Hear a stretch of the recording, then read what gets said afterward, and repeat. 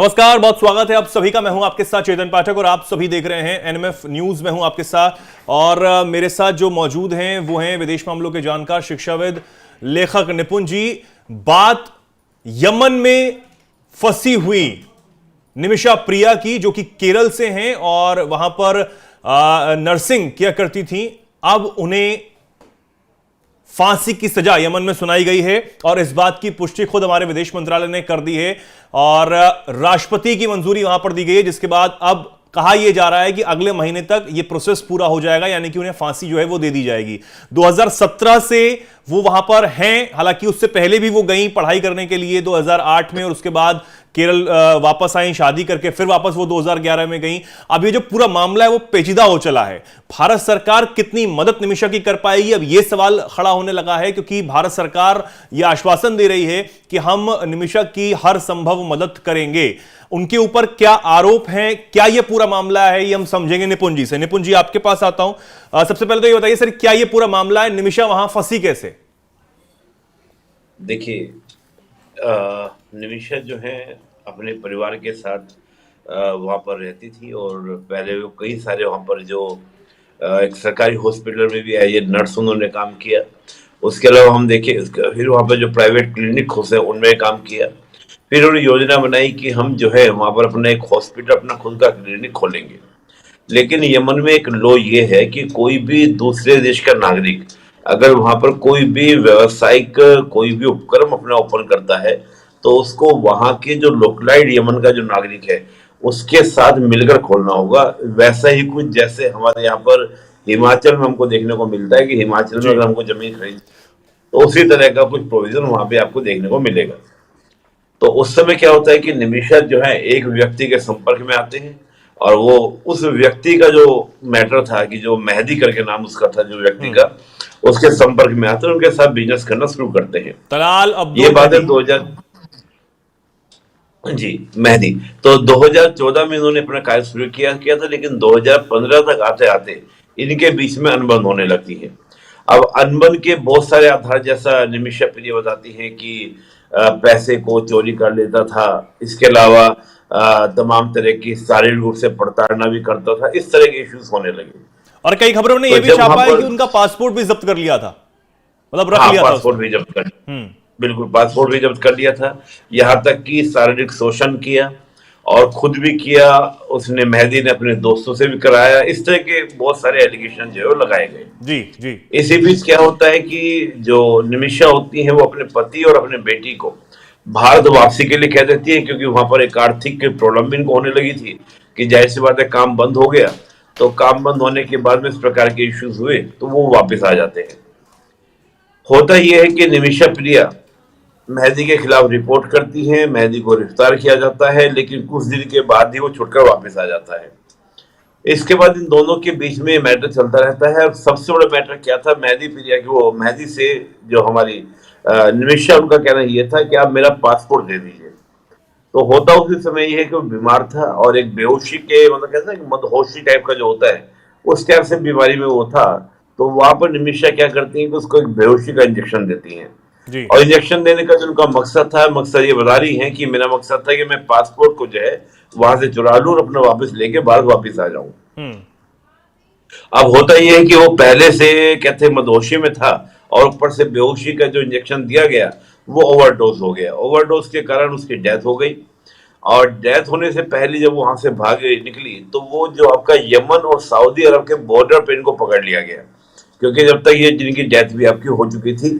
और डेथ होने के बाद क्या था कि ये भी जानकारी से कवरेज में आ रही है रिपोर्ट में जो मैं पढ़ रहा था कि इन्होंने जब पता चला उसकी डेथ हो गई है मेहदी की, तो अपने एक साथी के साथ मिलकर उसके बॉडी के पार्ट करके मेहदी के वो भी पानी की टंकी में डाल दिए थे। इस प्रकार की चीजें भी सामने आई थी।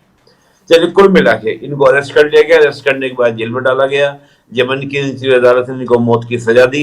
इन्होंने उच्च न्यायपालिका में, जो से अपर न्यायपालिका थी, उसमें अपनी रिपोर्ट लगाई। इनका एक मित्र और था, वो भी सब पकड़ा गया, क्योंकि मित्र ने इनकी काफी सहायता भी की थी। उसको आजीवन जेल की आजीवन सजा दी गई। फिर जब अपर न्यायपालिका थी तो वहां उन्होंने याचिका लगाई। वहां भी इनको क्या था कि भाई इस प्रकार की सजा को बरकरार रखा और 2020 में क्या सजा मौत को ही बरकरार रखा। इस बीच क्या होता है, एक बड़ा अच्छा एक इंटरेस्टिंग मैटर और यहाँ पे निकल कर आता है इनकी माताजी और इनके पति। एक यमन में कानून है, कानून ये है कि अगर कोई व्यक्ति के आपसे डेथ हो जाती है तो आप उसे समझौता कर सकते हैं उसके परिवार के साथ, जिसको वहां पर कहा जाता है ब्लड मनी। ब्लड मनी कि अगर किसी की हत्या हुई है तो आप उसके साथ में, अगर परिवार वाले वो मना कर दें, परिवार वाले क्या करें कि वापस ले लें कि भाई हम ये केस वापस लेते हैं, परिवार वाले सेटिस्फाइड हो जाएं कि चलिए ठीक है हमारे बीच में समझौता हो गया, तो उसके लिए भी जो इनकी माताजी थी और इनके पति थे वो इस प्रकार की पूरी कार्रवाई करते हैं। माताजी कार्रवाई करते हैं लेकिन वो सफलता मिल नहीं पाती है। ब्लड मनी उनका परिवार, मेहदी का जो परिवार था वो एक्सेप्ट नहीं करता है।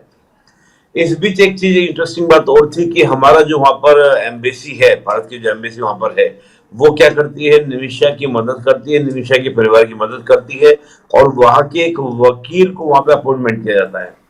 लेकिन वकील भी जो है नेगोशिएशन करने के लिए, ये ब्लड मनी के नेगोशिएशन करने के लिए 16 लाख रुपए की मदद मांगता है कि 16 लाख रुपए मेरे को दो, उस फीस के बाद ही फिर मैं क्या करूंगा, इसको आगे कार्रवाई करूंगा। यहाँ पर मुझे थोड़ा सा ये लगता है कि कहीं ना कहीं ये हमारी भी एम्बेसी की एक मिस्टेक रही कि उसको भी इसे ध्यान रखना चाहिए था कि भी वकील से कुछ बात करनी चाहिए थी, फीस कितने लगेगी कितने नहीं लगेगी, तमाम तरह के एक्शंस लेने के बाद फिर इस प्रकार की चीजों को आगे बढ़ाना चाहिए था। तो अब ये हुआ कि उसके बाद ये मामला प्रेसिडेंट के पास गया, प्रेसिडेंट को याचिका लगाई गई, जैसे हमारे यहाँ भी एक मर्सी पिटीशन लग जाती है प्रेसिडेंट को, तो वैसी याचिका प्रेसिडेंट को लगाई गई, लेकिन प्रेसिडेंट ने भी मर्सी पिटीशन पे रिप्लाई, मतलब हाँ नहीं कहा कि भाई याचिका दी जाएगी यानी कि आपका दया दी जाएगी, बल्कि फांसी की सजा को बरकरार रखा और 1 महीने के अंदर सजा देने की बात की है कि हम इनको फांसी देंगे। तो ये पूरा प्रकरण है, इसमें बहुत सारी बातें और भी हैं, लेकिन मोटा मोटा ये जो प्रक्रिया है, प्रकरण, वो ये प्रकरण है। निपुण जी, इसमें एक और चीज है कि गृह युद्ध की स्थिति जब यमन में बनी तो उसके बाद भी जो निमिषा प्रिया है वो वहां पर फंस गई थी, वो नहीं आ पाई। हालांकि उससे पहले उनके पति और बच्चे, जिनका परिवार है, वो आ गया था और यहां से भी वीजा नहीं लग पा रहा था, तो वो वापस यमन नहीं जा पा रहे थे और वो इधर नहीं आ पा रही थी। उसके बाद वो जो ये व्यक्ति है वहां पर जिसकी हत्या हुई है, जिसकी हत्या का आरोप उन पर लगा है, उसके संपर्क में वो आती है और उसके बाद ये पूरा मामला शुरू होता है। लेकिन अब सवाल ये है निपुण जी की विदेश मंत्रालय कहां तक मदद जो है वो परिवार की कर पाएगा, निमिषा प्रिया की कर पाएगा? देखिए, विदेश मंत्रालय ने पहले भी काफी कोशिशें की हैं, पहले प्रयास किए हैं। हाँ। लेकिन देखिए क्या होता है कि जब इस प्रकार के इंटरनेशनल मैटर्स होते हैं और ये हमारे डायस्पोरा का मैटर है, यानी कि हमारा एक प्रवासी भारतीय है जो इंडियन सिटीजन है, जो वहां पे जाके क्या कर रहा था, काम कर रहा था। और देखिए भारत सरकार का जो बहुत ही एक अग्रेसिव स्टैंड इस मैटर में रहा है कि भारत के नागरिक कहीं भी हो, लेकिन भारत सरकार उनके लिए क्या करेगी, मदद करेगी, हेल्प करेगी। यहाँ पर इंटरनेशनल कोर्ट के भी दरवाजे होते हैं, वहां भी ओपन किया जा सकता है। लेकिन मेरा अपना मानना ये है कि भारत सरकार का जिस प्रकार से रवैया रहा है और जिस प्रकार से गल्फ के कंट्रीज के साथ संबंध रहे हैं, तो अगर सीधा आपका सेंट्रल गवर्नमेंट के थ्रू और विदेश मंत्रालय स्तर पर और बहुत ही ऊंचे स्तर पर अगर बातचीत होगी तो मुझे लगता है कि समस्या का समाधान हो सकता है। और देखिए परिवार का कहना ये नहीं है कि उनको वापस भारत लाया जाए, उनका कहना ये है कि जो मौत की सजा है वो नहीं होने देना चाहिए, चाहे आजीवन कारावास कुछ भी हो, लेकिन मौत की सजा का प्रावधान नहीं होना चाहिए। और देखिए मैं ये भी मानता हूं, अगर आप इसको वैसे भी देखें, एक हम लोग बोलते हैं नेचुरल जस्टिस। नेचुरल जस्टिस का सिद्धांत ये कहता है कि जब कोई व्यक्ति किसी का मर्डर कर रहा है तो मर्डर हुआ, ठीक है, सबूत है, सब कुछ आपको मिल गए, लेकिन आप ये भी देखें कि उसने किस मंशा से हुआ, किस मंशा से वो घटना हुई। क्या व्यक्ति की मंशा वाकई में उसकी हत्या करने की थी? ऐसा नहीं था, या खुद का बचाव से बचाव के, अपना बचाव करने की थी, यानी कि सेल्फ डिफेंस एक किस्म का था। और दूसरा क्या था, ओवरडोज हुआ। तो ओवरडोज, और दूसरी बात वो किसके साथ में कर रही थी घटना, जो उनको शारीरिक रूप से प्रताड़ित कर रहा था, जो उनका पासपोर्ट उन्होंने छीन रहा था। जी, क्या इन पहलुओं पर जांच नहीं की गई, जो कि निमिषा प्रिया ने कहा कि उनको काफी लंबे समय से वो जो व्यक्ति है वो प्रताड़ित कर रहा था, उनका पासपोर्ट जब्त किया गया, उनको जबरन वहां पर रोका गया, और तमाम उन्होंने कई सारे आरोप लगाए हैं कि और गलत तरीके से उनको प्रताड़ित किया जा रहा था। क्या इस पहलुओं पर जांच नहीं हुई? नहीं, देखिए क्या होता है, जो गल्फ के कंट्रीज जितने भी आप हैं, तो यहाँ पर इतना ज्यादा हम देखें, जो नेचुरल जस्टिस की मैंने आप बात की, रूल ऑफ लॉ की जैसे मैंने बात की, तो यहाँ पर इस तरह की चीजों को बहुत ज्यादा एक्सेप्ट नहीं किया जाता है। जहां भी आप देखेंगे जो डेमोक्रेटिक कंट्रीज होते हैं, जैसे अमेरिका है, ब्रिटेन है, भारत है, ये लोग मानते हैं नेचुरल जस्टिस के कॉन्सेप्ट को। बाकी ये जो कंट्री इसको हम लोग बोलते हैं इस्टेब्लिश्ड बाय लॉ, यानी कि लॉ में कहा गया कि मृत्यु किसी की हत्या हुई है, मर्डर हुआ है, तो आपको सजा मिलेगी, चाहे वो कोई भी रीजन से हो, कॉज रहे हो, हमें उससे मतलब नहीं है। तो उस तरह के लॉ जो इन देशों में चलते हैं उसके कारण ये घटना है। लेकिन जब मुझे लगता है कि इस मामले को अगर हम अंतर्राष्ट्रीय मंच पर उठाते हैं और हम यमन की गवर्नमेंट से बात करते हैं, तो मुझे लगता है कि इस मामले में, जैसे हमने पहले भी किया है, आपको याद होगा कि हमारे कुछ सैनिकों को अरेस्ट कर लिया गया था गल्फ कंट्रीज में बिल्कुल। और गोली फांसी सजा दी गई थी, तो हमने उनको वापस सबको छुड़ा के लेकर आए। तो उस प्रकार की चीज है, और मुझे लगता है कि इसमें कोई नाजायज डिमांड भी नहीं है परिवार की। परिवार का कहना ये है कि भाई हम नहीं चाहते कि हमारे परिवार के सदस्य को हम मृत्यु की सजा दें, आजीवन कारावास भी आप दे सकते हैं। और देखिए, एक तो होता है इरादतन हत्या करना और एक होता है गैर इरादतन हत्या करना, दोनों में इस बात का अंतर आपको करना होगा। तो मुझे लगता है कि भारत सरकार जब उसमें हस्तक्षेप करेगी तो निश्चित रूप से इसका कोई ना कोई सोल्यूशन निकलेगा। और मुझे पता नहीं क्यों एक सकारात्मक लग रहा है कि ऐसा भारत सरकार नहीं होने देगी कि इनको फांसी से सजा दे दे। जी। कई और आरोप भी यहां पर लगाए गए। हालांकि जो निमिषा प्रिया की जो मां है, कई रिपोर्ट्स में ये दावा किया गया है, मैं पढ़ रहा हूं कि निमिषा प्रिया की जो मां है उनके मुताबिक ये कहा गया कि जो क्लिनिक वहां पर खोला गया था उस व्यक्ति के साथ मिलकर निमिषा प्रिया ने, उसमें जो मालिकाना हक वाला दस्तावेज था उसमें उस व्यक्ति ने हेरफेर की। और जब वो क्योंकि 2015 में 1 महीने की छुट्टी पर निमिषा जो है वो भारत भी आई थी, यानी केरल अपने घर पर आई थी, और वो व्यक्ति भी उनके साथ आया था। तब उनके परिवार की जो उनकी शादी की एक तस्वीर है वो उसने चुरा ली और वापस यमन जाकर उसमें छेड़छाड़ की, और ये बाद में दावा करने लगा कि जो निमिषा है वो मेरी पत्नी है, और उसके बाद उसने जो उसकी कमाई का हिस्सा है वो भी लेना शुरू कर दिया था। तो ये भी एक पहलू यहां पर उनकी मां का निकलकर सामने आता है, और इस बात को लेकर अब वो खूब गुहार जो है वो लगा रही हैं। याचिका जो है वो जो दायर की हुई है उसमें भी उन्होंने ये बात उनकी मां ने कही है कि नशे की हालत में उसको, उनकी बेटी को प्रताड़ित लगातार किया जाता था, और तमाम और भी चीजें हैं। हालांकि अब जो खबर आ रही है वो ये है कि यमन के जो राष्ट्रपति हैं उन्होंने भी इसकी मंजूरी जो है वो वहां पर दे दी है। विदेश मंत्रालय ने हमारे इस खबर को कंफर्म किया है। अब सबकी नजर इस पर बनी हुई है कि आखिर निमिषा प्रिया के साथ क्या होगा, और भारत सरकार कहां तक मदद जो है उनके परिवार की, निमिषा प्रिया की कर पाएगी यमन में। निपुण जी, जो हालात हैं जो हम देखते हैं, जैसे कि गल्फ कंट्रीज की आपने बात की, यमन में जो हम हालात इस वक्त देख रहे हैं गृह युद्ध के बाद और ज्यादा खराब हुए हैं। वहां पर कई और जो बाहरी चीजें हैं, बाहरी जो ताकतें हैं, उसका भी काफी ज्यादा दबदबा वहां पर रहा है। तो क्या इसको हम ऐसे भी देख सकते हैं कि निमिषा प्रिया क्योंकि भारतीय हैं तो इसलिए भी उनको साथ ये सब हुआ? नहीं, देखिए क्या है, मैं थोड़ा सा आपको बताऊं। जो ये प्रेसिडेंट हैं, जो मैं रशद अल अलीमी, जो ये प्रेसिडेंट हैं, ये प्रेसिडेंट जो है सऊदी के साथ में काफी इनकी नजदीकियां हैं। और सऊदी यानी कि सुन्नी मेजोरिटी, अगर आप यमन को आप देखेंगे तो यमन जो है सुन्नी मेजोरिटी का कंट्री है। लेकिन वही साथ में आप देखेंगे यमन के साउथ वेस्ट में हूतीज का दबदबा है। हूतीज जो है वो शिया मिलिशिया है, और शिया मिलिशिया होने के कारण उनके ईरान से अच्छे संबंध हैं। अब आप देखिए, जो हम बात करते हैं सऊदी के साथ हो, यूएई के साथ हो, भारत के जिस प्रकार से टाइज बढ़ रहे हैं, भारत के जिस प्रकार संबंध बढ़ रहे हैं, तो निश्चित रूप से कि सऊदी गवर्नमेंट नहीं चाहेगी कि यमन के अंदर, देखिए गल्फ में वही होता है जो सऊदी और ईरान चाहते हैं। जो ईरान के प्रॉक्सीज हैं वो ईरान की कई बात मानते हैं, और जो सऊदी के अलाइड है वो सऊदी की बात मानते हैं। तो यमन की जो गवर्नमेंट है, जब मैं बात करता हूं यानी कि अलीमी की, राष्ट्रपति अलीमी है, ये आपके सऊदी के साथ में इनके अच्छे रिलेशंस हैं, और इन्हीं की मदद से, सऊदी की मदद से वहां पे स्टैब्लिश है। अब देखिए, बड़ा टेक्निकल बात बता रहा हूं आपको। तो सऊदी हो, यूएई हो, तमाम तरह के जो देश हैं ये चाहते हैं भारत के साथ इनके अच्छे संबंध हो।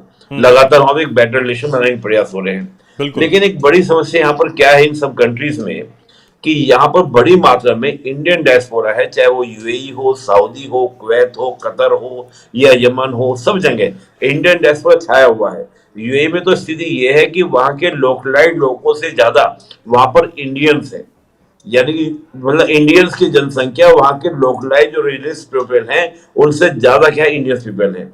अब होता ये है कि इंडियंस में बहुत ज्यादा बिलीव भी करते हैं, और जितनी भी आपकी टॉप मोस्ट पोस्ट होती हैं, डॉक्टर, इंजीनियर्स, आपके जो तेल पे काम करने वाली कंपनी में काम करने वाले लोग हैं, मोस्टली आर इंडियंस। कहीं ना कहीं मुझे ऐसा लगता है कभी कभी कि इस प्रकार के मुद्दों को जानबूझ के हवा भी दी जाती है, ताकि हम एक काउंटर, जिसको हम लोग बोलते हैं चेक एंड मेट, कि हम तमाम तरह का एक प्रेशर भी क्रिएट रखें इंडियन कम्युनिटी के ऊपर कि अगर तुमने किसी तरह का कोई भी गलती की तो ये मत सोचिएगा कि हम अपने इंटरेस्ट में आपको छोड़ देंगे। तो उस तरह का एक प्रेशर भी मुझे कई बार लगता है कि वो क्रिएट करने का प्रयास किया जाता है इन देशों के सरकारों के द्वारा। अब आप सोचिए कि जिस प्रकार से आप देखिए पिछले दिनों जो गल्फ कंट्रीज में हमारे सैनिक जो इंडियंस वहां पे थे जिनको 5 सजा दी गई थी वहां पर, हम उनको छुड़ा कर लेकर आ गए, हम उनको वापस लेकर आ गए। अब आप सोचिए कि अगर वाकई में उन्होंने अपराध किया होता, क्राइम किया होता, तो क्या वो इस प्रकार के प्रेशर से छुड़ा के ले आ पाते? बिल्कुल। मुझे लगता है कि नहीं, कि कहीं ना कहीं मामला जो है उसमें कहीं ना कहीं एक प्रेशर क्रिएट करने का भी प्रयास मुझे लगता है। हालांकि इस बात को ओपनली कहना बड़ा मुश्किल हो जाता है, लेकिन मुझे लगता है कि इस प्रकार का भी अंतर्राष्ट्रीय संबंधों में आप देखेंगे जिसको हम एक प्रेशर टैक्टिक्स या चेक एंड मेट टैक्टिक्स इसको बोलते हैं, ताकि जो पब्लिक है वहां पर, जो डायस्पोरा हमारा है, वो एक प्रेशर में, दबाव में रहे और बहुत ओपनली वहां पर अपनी महत्वाकांक्षाएं ना दिखाए। देखिए वर्ल्ड में जो इंडियन डायस्पोरा है आज बहुत महत्वाकांक्षी भी हो रहा है रीजन। आप कनाडा में देखें, अमेरिका में देखें, आप ब्रिटेन में देखें, भाई आप सोचिए इंडियन मूल का जो व्यक्ति वहां पीएम बन जाता है, कनाडा की गवर्नमेंट इंडियन मूल के बगैर चलती नहीं है, अमेरिका में जिस प्रकार भारतीय मूल के लोग दबदबा कर रहे हैं, तो उससे कहीं ना कहीं इस प्रकार के, देखिए वो है डेमोक्रेटिक सेटअप वाले देश, वहां पर इस तरह की बात करना, कुछ भी कहना बड़ा दिक्कत हो जाएगी। वो rule of law, natural justice से चलते हैं। लेकिन जो ये कंट्रीज हैं, जब हम गल्फ के कंट्रीज की बात करते हैं, डेमोक्रेसी की कोई बात नहीं है, रूल ऑफ लॉ की कोई बात नहीं है, यहाँ पर जो राजा कह दे वही सही।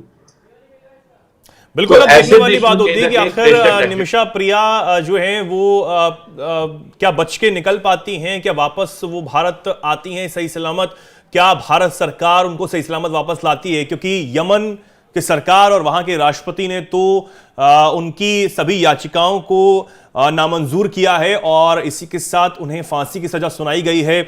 और कहा यह भी जा रहा है कि अगले महीने तक जो प्रोसेस है वो भी पूरा हो जाएगा, उनकी फांसी का प्रोसेस जो है वो भी पूरा हो जाएगा, यमन में कर लिया जाएगा। लेकिन उससे पहले भारत सरकार जो है पूरी तरीके से इस मामले में काम कर रही है। उनके परिवार की तमाम दलीलों को भी ध्यान में रखा गया है, खुद निमिषा प्रिया की जो दलीलें हैं उनको ध्यान में रखा गया है। तमाम पहलुओं को विदेश मंत्रालय लगातार देख रहा है, आज से नहीं पहले से ही। लेकिन अब जब उनको सजा सुना दी गई है तो विदेश मंत्रालय ने अपना काम और ज्यादा तेज कर दिया है। देखने वाली बात होगी कि कितनी मदद जो है उनके परिवार की, खासतौर पर निमिषा प्रिया की, विदेश मंत्रालय भारत सरकार कर पाता है। हमारी नजर इस पर बनी रहेगी। जो कुछ भी आप इस पर कहना चाहते हैं कमेंट सेक्शन में आप जरूर लिखें। और फिलहाल के लिए बहुत बहुत धन्यवाद निपुण जी, आपका हमारे जुड़ने के लिए। ऐसी खबरों के लिए, ऐसी जानकारियों के लिए जुड़े रहिए हमेशा एनएमएफ न्यूज के साथ। नमस्कार।